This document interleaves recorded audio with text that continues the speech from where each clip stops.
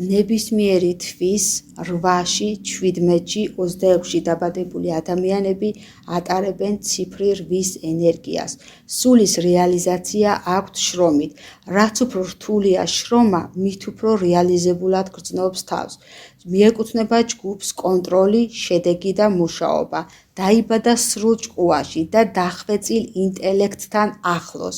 ეგოს ვექტორი მიმართულია კონტროლზე. ორიენტირებულია საბოლოო შედეგზე, მხოლოდ აინტერესებს, რაც შედეგს გამოიწვევს. თუ რვიანი ვერ ხედავს საბოლოო შედეგს, არ იწყებს საქმეს. ბედნიერია შედეგებით. სიხარული მოდის მხოლოდ მატერიალური სამყაროდან. ფულის გარეშე შრომას აზრი არ აქვს.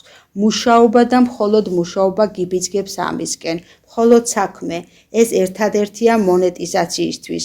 თვითკმარი ხალხია, როგორც სამიანი. მას აინტერესებს მხოლოდ საკუთარი შედეგები. 8-ს არ ესმის ხალხის, რატომ ცხოვრობენ ილუზიებში და ძალისხმევას რატომ არ იყენებენ შედეგებისთვის. ის მოვიდა, რომ სამყაროს ასწავლოს თავისი ხედვით პრაქტიკულობა, კანონებთან შესაბამისობა, მაგრამ თავად არ უყვარს სწავლა. პრაქტიკულ ცხოვრებას ანიჭებს უპირატესობას, წარმატებისკენ და დისციპლინისკენ მიისწრაფის. მათ არ შეუძლია კანონების დარღვევა. ხშირად ალკოჰოლიკები არიან და ავანტურისტები. 8-ში დაბადებული ადამიანი მოვიდა იმისთვის, რომ სხვა ხალხისთვის განახორციელოს კარმა. თუ ქმედებები ღირსეული გაქვს, 8-ი მოგცემს ყველაფერს წარმატებისთვის. თუ არ გაქვს ღირსეული, წაგართმევს ყველაფერს არაკეთის სინდისიერი საქციელისთვის. არაკეთის სინდისიერი საქციელის დროს აქტიურდება კარმის ენერგია. უყვართ არასაჭირო ნივთების შეგროვება. ხშირად აგროვებენ სხვადასხვა ნივთებს.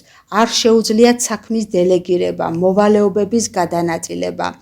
ახასიათებთ მეწვრილმანეობა, ზუსტია და დეტალური. მინუსებში აქვთ ახასიათებთ ტოტალური კონტროლი, უნდობლობა, განდეგილობა, ეჭვი. პლუსებში ახასიათებთ კონტროლი, მატერიალიზმი და პრაქტიკულობა.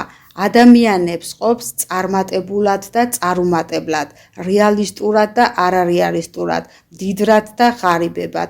17-ში დაბადებულ ადამიანებს აქვს სტრატეგია და ქაოსი ერთად.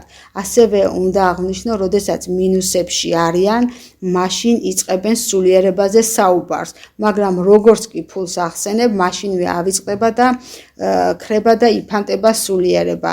8-ი მუშაობს 24/7-ზე, ამიტომ ძალიან საშიშია, მიდრეკილი არიან ინსულტისაკენ და აუცილებლად ამას უნდა მიაქციონ ყურადღება.